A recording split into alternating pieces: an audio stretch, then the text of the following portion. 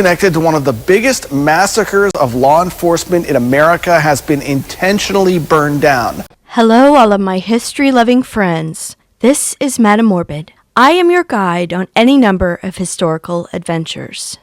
This is part 5 of my series on the Young Brothers Massacre. I actually approached the owner about filming in the front yard. I just wanted to narrate what happened, where it happened, and she said no. And that is what makes me so upset to tell you what she and her husband ended up doing. They burned it and the barn to the ground on purpose. I understand that people have the right to do what they want to with their own property. What makes me mad about it is if you were going to burn it down, let me document it. And it was done illegally. They did not get the permits they were supposed to have. They didn't let the city know they were doing it. The fire department didn't know about it. Their neighbors started calling 911. They had hired a company to do it, and I'm wondering what kind of legitimate company does a job without making sure that it's on the up and up. You at least ask, hey, do you have the proper permits you need for us to burn down your house? I think they were afraid that because of the historical importance of the house, that there would be pushback. So they just went ahead and did it, and then asked for forgiveness afterwards. I am so thankful I at least was able to document what I could. As a historian, one of the sources I used in my research most frequently is news coverage, usually newspapers, sometimes television broadcasts. And as is true with every source, I have to be cognizant of biases. I have to be aware that sometimes what I'm reading might not be accurate. The author of the source I'm using might have an agenda. Maybe they want to protect their reputation, so they exaggerate their role or downplay their role in an event. I had to train myself to really think critically about every source I use, and it is a learned skill. We as news consumers need to think critically about where we're getting our news also. And that's why I'm honored today to introduce you to my very first affiliate partner, Ground News, that hopes to help the average consumer do just that.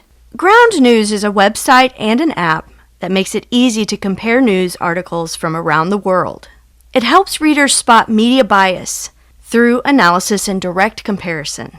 It's not fact-checking individual articles.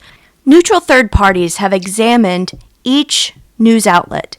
They've determined how accurate they tend to be in their overall coverage, make note of their general biases, where they lie on the political spectrum, and ownership. Is it independent media, or do they answer to corporate overlords, or a gazillionaire with an agenda? All of this data is compiled so that the news consumer can make well-informed decisions about where they get their news. About 40% of my audience is from other countries.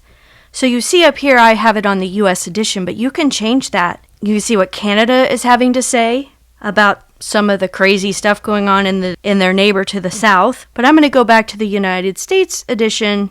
So you see this story here about the woman who tried to sell Elvis's Graceland. She's from right here in the Missouri Ozarks, just like me, one of Missouri's best and brightest. Yes, that's sarcasm.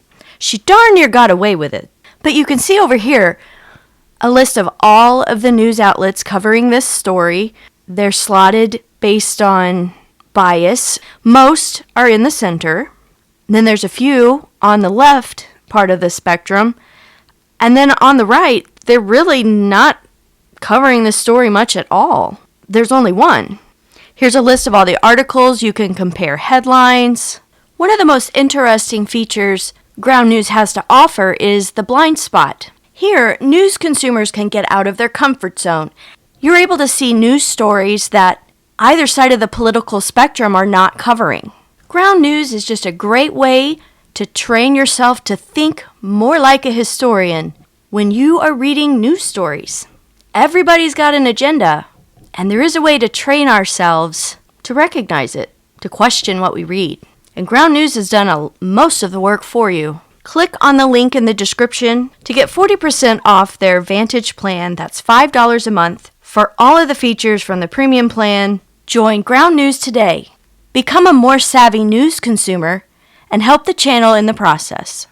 This is the 5th and final episode of the Young Brothers Massacre. I'm going to assume that you've watched the other episodes, but I will give a brief synopsis. In 1929, Harry Young killed a constable, Mark Noe, in Republic, Missouri. He and his brother Jennings hightailed it to Houston, where they started this huge car theft ring. It was one of the biggest in the nation. They would steal cars in Houston and then sell them in other states. The Greene County Sheriff, Marcel Hendricks, got a really great lead on where Harry was, and so he started this rumor that he wasn't looking for him anymore, hoping to draw him back to town to see his family. That's exactly what happened, and while they were here, Jennings and Harry sent their sisters, Vanita and Lorena, to try to sell one of their stolen cars, but they actually used the name Young. All these local dealerships around here, they knew the name Young, and they knew they were car thieves. I don't know if they were just that stupid, or if they were setting a trap for the police. Either way, the owner of the dealership called the sheriff's department and told him, I think the Young brothers are visiting their mom. They just tried to sell me this hot car. That morning, the sheriff had busted up a bootlegging operation in Ash Grove. He'd been up since 4 a.m. He was probably tired, but he just went ahead and went out to the farmhouse with about 10 guys. He had known Harry since he was a little boy, so he didn't think he would hurt them. And it was basically an ambush. They didn't stand a chance. 6 of the 10, Sheriff Marcel Hendricks, Deputy Wiley Mashburn, Detective Tony Oliver, Officer Charlie Hauser, Detective Sid Meadows, and Ollie Crosswhite. He had a long history with the Sheriff's Department and law enforcement in Greene County, but he was not employed by them at the time, but they knew he wouldn't want to miss out on this opportunity, and so they went to his house and they took him along. That then begins this massive manhunt for the Young brothers, and they had a really great lead. They had had a car wreck in Streetman, Texas, and the farmer who helped them after the wreck had notified Springfield, told them that they had hitched a ride, headed toward Houston. The weapons they had used in the massacre were in the car. They tossed the license plates, so he went and found them, and they identified the car as one stolen from a car dealership on Commercial Street in Springfield the night of the massacre. So they knew this was them, and they know where they're going. We have now come to the point in the story where the last episode left off. John Flint Tomlinson lived at 4710 Walker Avenue. He had lived there since at least 1920.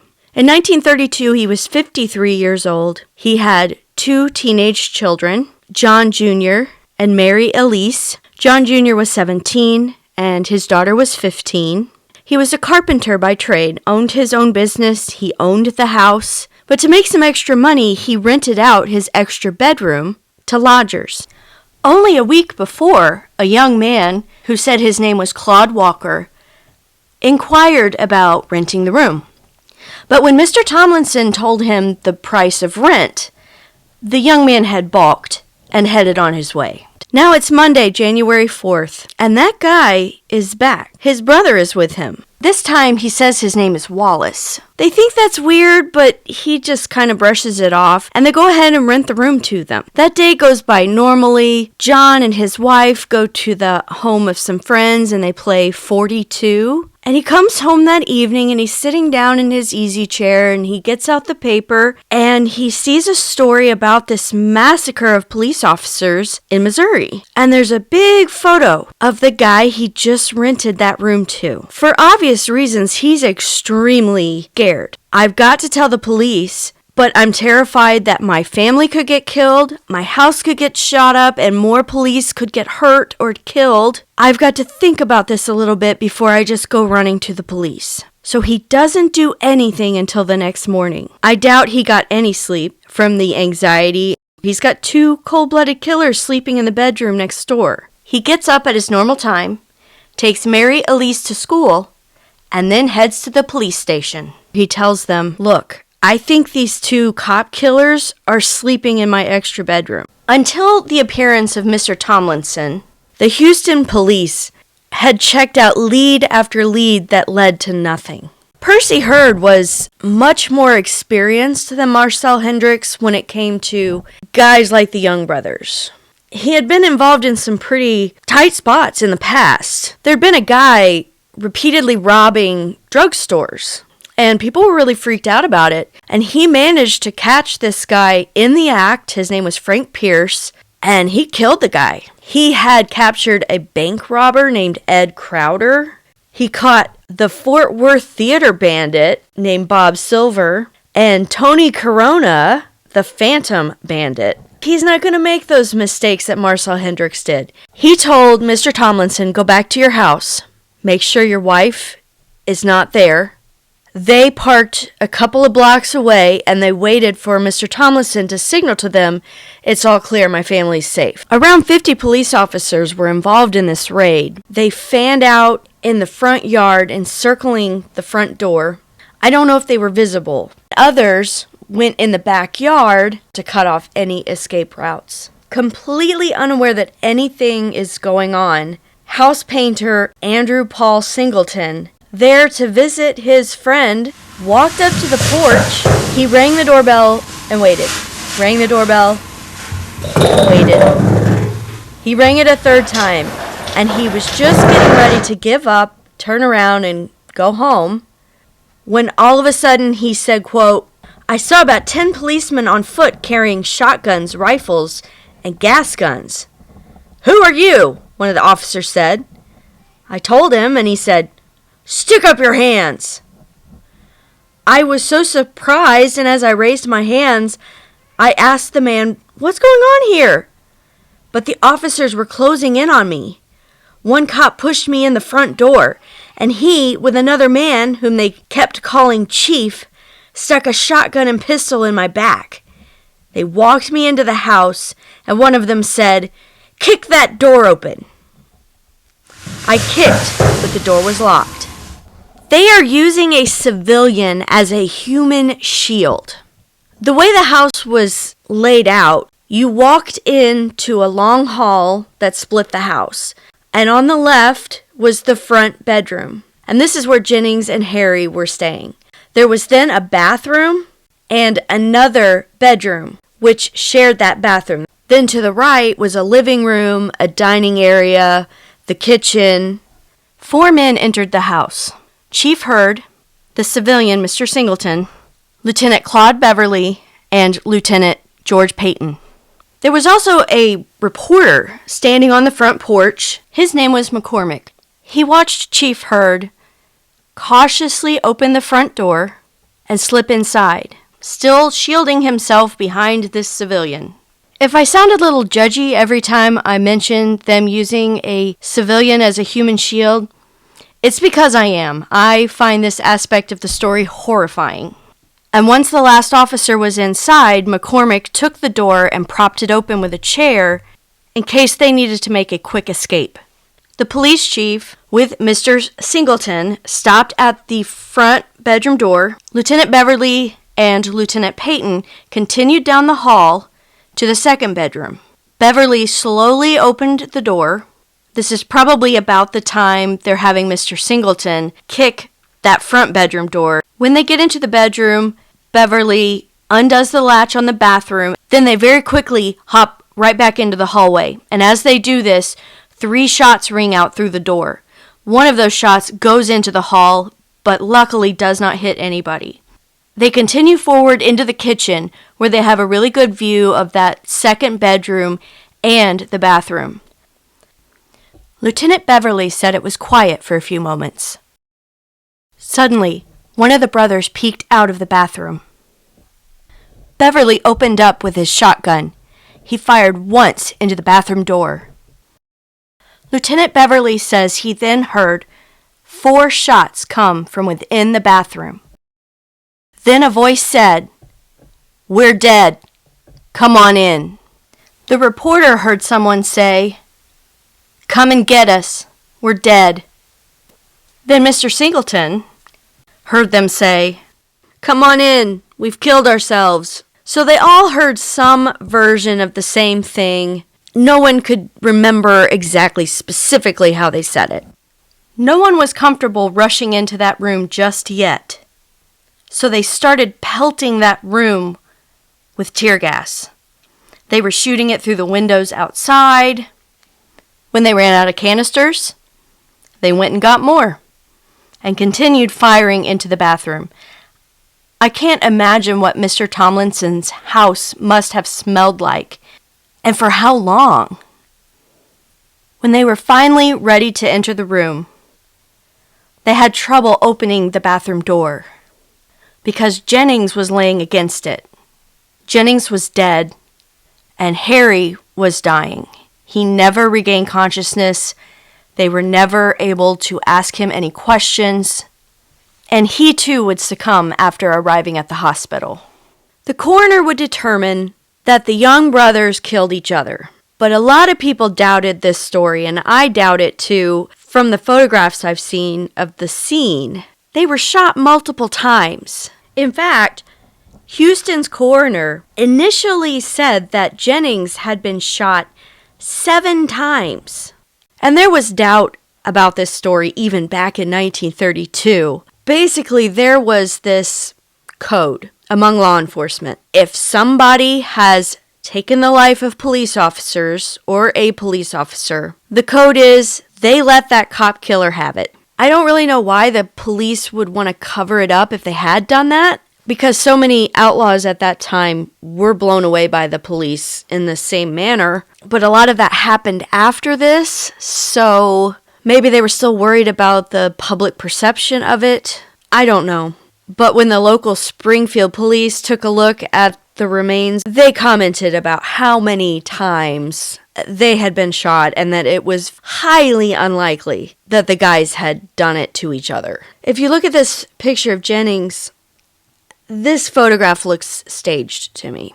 The guns look like they have been placed or maybe moved to make the picture more exciting, or obviously the guys shot back. I'm not saying that they weren't armed or anything like that.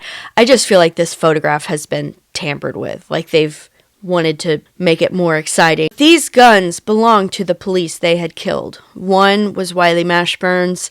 They had 7 different revolvers on them. Word that they'd got him started drifting into Springfield. Springfield Police Chief Ed Waddell was told they'd heard the news on the radio, and he said, "I'll believe it when I know it is true." At the jail, Frank Willey was so relieved to find out that no other police officers had been hurt. Deputy Chief Hodge said, quote, "That is the most welcome telegram that ever came to Springfield." The story was announced over the United Press wire at 10:02, and within 18 minutes, there were newsboys all over the city saying, "Extra, extra, young brothers killed." And it was hearing one of these newsboys that the sisters sitting in jail learned that their brothers were dead. And neither had much reaction. Lorena is said to maybe have actually smiled. And the officer asked her, "Don't you ever get serious?" And she said, "What's the use?" Then another asked Vanita why she wasn't crying. And she said the same thing. What's the use? Now, Ma gave reporters more of a show. Ma learned about it from press reporter Ginger Rourke. I guess she just went up to her and asked her about it, and Ma didn't know anything about it until that moment. Her response was, "I prayed they'd do it. I prayed they would. I hope they took time to ask God to forgive them. I tried to make good boys of them. I know they did a terrible thing. They should have been punished. They had to be. But they were mine, and I love them." While all this is going on, Maud Hendricks is next door, sitting by her husband in his casket as mourners file by to see him at his home. Maud's response was, "I'm glad they got them. I'm glad they got them before they killed someone else. But oh, that doesn't bring Marcel back to me." Tony Oliver's widow, Maud, said, "I haven't much to say. And I'm bitter toward no one, for bitterness can't correct this terrible affair." Mrs. Mashburn said, "People here at my home read me the news in the papers. I wanted them captured, but other than that, I can't say much." Mrs. Meadows said, "I'm sorry that they were not taken alive. I wanted them brought back here and hanged." Mr. Tomlinson's house needed a lot of work, and not work that could just be done with a mop and a bucket. A lot of the repairs he planned to do himself because he was a carpenter, and the city of Houston agreed to foot the bill for whatever he had to do. Floors had to be sanded down in that bathroom because there were bloodstains everywhere. Windows had been shattered. There were shotgun blasts in the walls, not to mention the sightseers who were coming by and taking things. They were tearing down his trellis, taking parts as souvenirs. And then he got this threatening letter that was signed by Paul Young. It said, quote, "Pick your grave, for I will get you." Mr. Tomlinson did not think it was actually from Paul. Paul had given himself up. The police had him. He said, "I don't know anything about that letter." They had compared handwriting. And Mr. Tomlinson said, "It doesn't make any sense. I'd already done the informing. You can't undo what I already did. So threatening me like that really isn't going to accomplish anything. And it's giving evidence to the police that you wouldn't want to give to the police." He said, quote, "I think now that it was the work of a crank and was sent as a joke. But it was a cruel sort of joke. I haven't believed that there was anything to it, but my wife has been in a state bordering on collapse." The family had spent the last 2 days at another location where they were under guard. And I imagine they were really scared because there were a lot of people in the Young family. And by telling the police where they were, the brothers had gotten killed. So who knows if somebody might want to come after them for revenge. Paul was questioned for a while. He was cleared and released pretty quickly. In Springfield, Ma Young did an interview for Movietone News. The jailer, Frank Willie, questioned her. Here's the transcript. Willie: "How did you want your boys to go?" Mrs. Young: "I said that under the conditions I would rather they would take their own lives than be tortured by a mob." "Did you advise them to do what they did?" "I advised them to do right. I always told them to do right. After Saturday night when they did that awful crime, I wanted them to do just what they did." "Where do you want your boys buried?" "I want them buried by their father in the Macaulay Cemetery. And I want to go and I want to see them. And I want all who want to go to go." "Do you think there is any chance for them to get forgiveness for what they have done?" "Oh, I don't know. I've been waiting for word from down there to see if they said anything before they died. I don't know whether they could be forgiven or not." "What caused your boys to go wrong?" "Bad company years ago. The boys were brought up awful good. We all went to church and Sunday school and had a nice time until their father died. Then they began to scatter, then got into bad company. It went from bad to worse. And this is the way it finished up. No more." Mrs. Young's composure gone, the interview was over. Most members of the Young family agreed that if Ma had just let the boys be buried in Texas, the family would have been saved a whole lot of heartache. Oldest daughter Florence begged her mother to let them just have him buried there. But Ma really wanted them brought home. She wanted to see them one more time. And she wanted them buried beside their father. The city of Springfield complicated matters when they declared that without definitive identification of the deceased, no one would receive any reward money. They must be brought back to Springfield. The only effect that order had was making it easier for Ma to do what she wanted. I imagine they regretted making that demand in the end. Well, the family wasn't going to get the reward money anyway, so that's not really much of an incentive. And Deputy Hodge had said the photographs were enough for him. The man in that photograph was clearly a very dead Jennings. But they ended up needing to bring them home. William Levi Starn was one of the less successful Springfield mortuaries, but he was a go-getter. As soon as word of their death reached Springfield, he headed straight for the jail and got a signature from their mother allowing him to collect the remains and bring them back. With that document in hand, he got in his hearse and drove straight to Houston. The bodies were loaded into his vehicle without coffins. They were just laying in there. William Starn drew the curtains over every window because Ma was insistent that no one be able to peek inside and ghoulishly take a look. And thus begins the final journey of the young brothers. The family was horrified when they learned that the brothers were being transported back to Springfield. Vanita is quoted as saying, do you think they wouldn't mutilate the bodies, would they? They wouldn't let them do that, would they?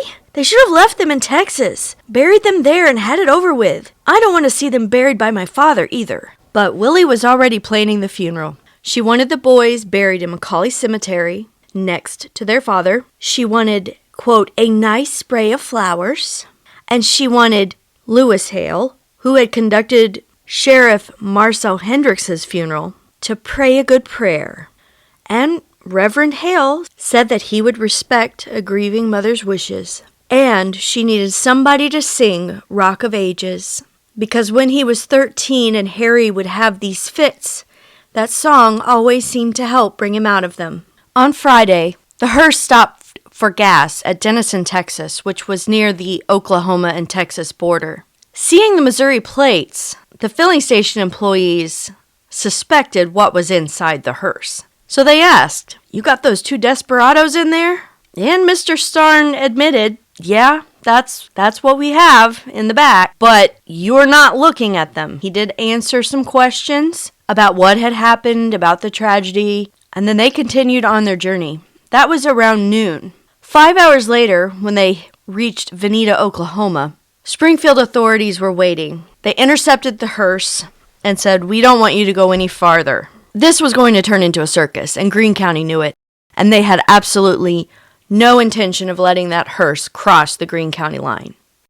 People were lined up all along Route 66, waiting for this hearse to drive by. 2 graves had been dug at McCauley Cemetery, and there were people literally camping out in the cemetery, hoping to be there when the funeral would take place. Young family members were moved to undisclosed locations to protect them in case an angry mob did form. The widows got together and wrote a note that they put into the newspapers. They said, quote, we earnestly request that there be no demonstration when the bodies of Harry and Jennings Young are returned. Nothing will bring back our husbands to us. A demonstration of vengeance against the 2 dead men would only bring further hours of terror to the community. Well, on Saturday, W.L. Starn drives into Springfield with an empty hearse, and he announces that Harry and Jennings have already been buried in Oklahoma. Well, this isn't true, and nobody believes him. They were actually in Pittsburgh, Kansas. They had been taken to the J.J. Gees, Gees, Gees Undertaking Company, and they'd been hidden in a private garage. By January 13th, which was Wednesday, Starn had gone to Kansas. He had prepared the bodies. He drove to the county line where the prosecutor was waiting. He verified that, yes, these are the remains of Harry and Jennings Young. They are absolutely dead. He then headed to Fairview Cemetery in Joplin, Missouri. Now, no one in Joplin was happy to have these guys buried in Joplin. No one in government in Joplin attended services. There were about 50 people there. 15 were members of the family, and the rest were all law enforcement and journalists. The press described what happened. Vanita and Lorena Young arrived first. They were escorted by 2 motorcycle officers from Springfield. The second car contained Prosecutor Dan Nee and his assistant. Then there was a car with 3 members of the county court. Then there was another car who had a couple survivors in it, Virgil Johnson and Detective Lee Jones. And then came the hearse. The final car contained the Deputy Sheriff Hodge, a fingerprint expert, and, quote, the wailing mother. Her cries could be heard in a rising crescendo as the car in which she rode turned in at the cemetery gates, and she grew hysterical as she neared the open graves, where officers and newspapermen waited. Undertaker Starn asked police officers to carry the caskets to the open graves, and they refused. So staff members of the cemetery had to step in. They wanted to remain anonymous, so to this day we don't know who served as pallbearers to carry them. And once they were there, the caskets were opened. They were fingerprinted for additional identification purposes, and then the leader reported, quote, all present except the family, which was still waiting at the car, crowded up to see the dead men's faces. Some faces filled with disgust. Others manifested only curiosity, but all peered at the faces closely. Men mumbled that they, quote, deserved what they got. And one said to the sky, quote, they don't look so bad. I wonder what made them do it, end quote. Then after all of them had viewed the bodies, they brought in the family. After the family filed toward the grave, someone remarked, I wish I were the devil. If I were, I'd be getting my pitchfork sharpened for those 2. There were no flowers. No one said any words of praise. There was nobody crying and mourning other than the mother and the sisters.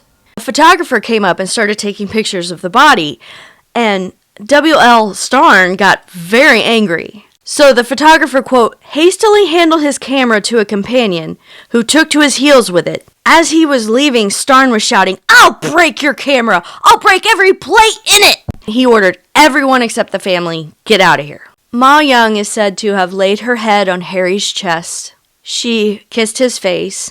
Goodbye, Harry boy, good boy. She then is said to have started screaming, don't take them from me! Don't let them take them away! Oh, my boys! My poor, poor boys! They said officers had to actually hold her to keep her on her feet. And seeing their mother losing it like this, everyone was crying. But there was no singing of the old rugged cross. There was no preacher there. Instead, Undertaker William Starn said, quote, the Lord giveth and the Lord taketh away. He then sprinkled rose petals over each casket as it was lowered into the earth. By 10:30, the bodies were in the ground, and the other members of the Young family were taken back to jail. After that, a steady stream of curious people came through the cemetery to see the mounds of earth. At this point, there were 3 spreads of flowers sent by anonymous people. Several weeks later, the Lindbergh baby would be kidnapped, and no one would remember the massacre of 6 police officers in Springfield, Missouri. Not even in the hometown where it happened. You would be surprised how many people from Springfield have no idea that this ever happened. And many of you listening have no idea this ever happened either. But it was extremely historically important and has likely saved the lives of countless police officers since. Immediately, everyone wanted to know, why did this happen and how can we prevent it from happening again? Journalist John R. Woodside was commissioned to write a pamphlet. It is now known as the Woodside Pamphlet, in which he told the whole story, sometimes really flowering it up a little bit, making it more exciting. Some of the dialogue is kind of silly. But the most important part about it is it came up with strategies on what they should have done. And ultimately, the blame was not laid at the feet of the officers themselves, but rather with the county for refusing to give them the tools they needed to safely do a mission like this. In a way, this is almost like the very first guide on how to be a SWAT team. At the very end, they had an anonymous expert. Why the expert wanted to remain anonymous, I don't know. Go over everything and give his opinions on what should have been done. First of all, he says it's always easy for us to sit in our easy chairs and lecture people on what they should have done afterwards. He said, quote, "We Americans enjoy that pastime to the fullest. But as a result, we can trace much of our advancement in everything to the fact we do generally read some lesson in the mistakes and experiences of others." And so he wanted to make it clear, I'm not criticizing these officers.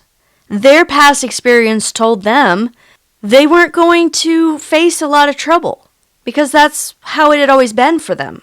He said his biggest criticism of the whole thing lies at the feet of the city and the county officials who let their law enforcement department sink, quote, to such a low state of preparation for such emergencies. It seems to me the peace officers of the Central West ought to admit pretty soon that they have about as much contact with big-time crooks as we metropolitan officers do. And so then he starts listing off people. So we're talking about Bonnie and Clyde, Pretty Boy Floyd, and he names off more that I really have never heard of. Starr, Pendleton, Watson. These people are on the move. They're going all over, and smaller community officers are encountering them and they're dying. He then starts to list off things they did not have that they needed. They had no armored car to protect them. They had no bulletproof shields or vests. They had no machine guns or automatic rifles. They had no gas mask. They had no smoke screens. They had no sickening gas. They had little tear gas. They had a world of valor. That's how he put it. But it doesn't do them or their families any good now. The Youngs were in a house in which they could see, they had a 360-degree view of the whole area around them. They knew the police were coming, and they probably knew with a pretty good warning. The officers had no cover outside of the house. And he says here there are hundreds of thousands of houses just like this all over the United States that at some point could contain a sane or insane killer, and there will be other officers having to do the exact same thing these guys tried to do. The first thing he said he would have done is take Lorena and Venita along as bargaining chips. Lee Jones had wanted to do this, and he had been shot down. And not only shot down, he'd then been sent on a silly errand to go cut somebody's hair in the hospital. But according to this guy, Lee was right, and they should have listened to him. Since they didn't have an armored car, he says he would have surrounded the farm buildings at a considerable distance. He would have had high-powered rifles, sawed-off shotguns, submachine guns, or automatic rifles, long-range gas shells, bulletproof shields or vests, smoke candles, and sickening gas. Put the guys far enough apart so that they can't be flanked, and fire can't injure more than one of them at a time. Once you've got the men stationed, you make sure it's clear they know their duties. Arrange any signals you may need to pass back and forth with hands or arms or voice. He says, I would have given the signal to advance. We would have been in a crouched position, a reasonable distance from the buildings. He would have made sure everybody can see his signals, that they're obeying them. He would have then sent Lorena and Venita handcuffed to each other to the farm, and then come back with word from inside. Were you able to talk them out? Were you not? He said more than likely they would have come back and the guys would have refused to come out. He would have searched all of the buildings on the premises. The barn, the chicken coop, the shed. Someone could have been hiding in there. He would have seen that there were 3 different cars parked in the barn, which indicated there's likely somebody inside the house. From the barn, he would have sent 2 men under cover of shields and the trees toward the front of the house to within shooting distance. They would have had the gas. He also would have sent 2 men from the rear under shields and from the poultry house to shooting distance with another gas gun. At a prearranged signal, the gas men would fire their canisters from as far away as possible. He says even as far as 300 feet. You would shoot tear gas into both upstairs rooms and into each downstairs room. Basically every room in the house. And then those guys would retreat behind some building, trees, or the poultry house, and they would then serve as observers. 10 minutes should have been given to let the gas take effect. And if they didn't come out willingly by then you send in the gas that makes them sick. He calls it sickening gas. And then wait another 10 minutes. And if you're using gas, you don't want to break a lot of windows because that just lets the gas out. At that point, you can throw a smoke grenade under the windows so that whoever's in there can't see out and you have some cover. And while you have that, you can run right up to the windows. Grenades can be used all around the house. You want complete coverage. Guys would be outside with the high-powered rifles. The house is surrounded.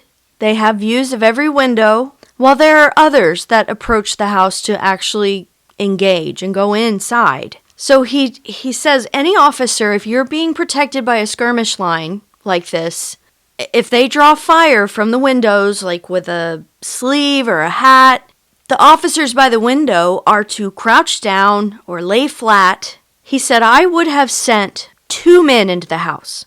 One of them protected with a shield and armed with large caliber revolvers or a single sawed-off shotgun. The other would have been protected with a shield or a vest and armed with an axe or a pike. They would have had gas masks. He said it's too risky and it's unnecessary to send more than 2. The man with the pike could use that to break down doors. The guy with the shield would be in front. He would step in to investigate. The guy behind him would have a flashlight. And the guys outside, stationed at the windows, can monitor so that they can say where the suspects are located. The most important thing that this guy, whoever he was, seemed to get from this, though, is the gas. If they had just used the gas more effectively based on how they reacted to it in Houston, the brothers probably would have had a similar ending in Republic that they had in Houston. They would have tried to pick off the guys in the skirmish line, and then not accomplishing that, they probably would have ended it right then and there without anyone getting hurt. As you can see from what I read, these are essentially the tactics they still use today. And because of what happened in Republic, this pamphlet was distributed to officers all over the country. And I'm sure we'll never know how many lives it saved, but there are good things that came from something so horrific. Thank you so much if you stuck to the end. I appreciate it so much. I do have a Patreon, I think, for anybody who is on there, who is supporting this channel. I do all of this myself, 100%. Research, narration, editing, sometimes music. I just don't have the resources to do much in the way of additional perks. If I had help, that might be more likely, but right now, I mean, sometimes I've had episodes take me 6 weeks to make. So I apologize for how long it takes and that I really am not able to offer a whole lot of extra. I just don't have time. I'm so desperate to get out what I can when I can. But if you are a supporter of this show in any way, actually the best way is please just hit like, hit subscribe. That helps more than anything. And make a comment, because that kind of interaction helps with the algorithm to get it out to more people. And more views means more subs, means more everything. I love you all. See you next time.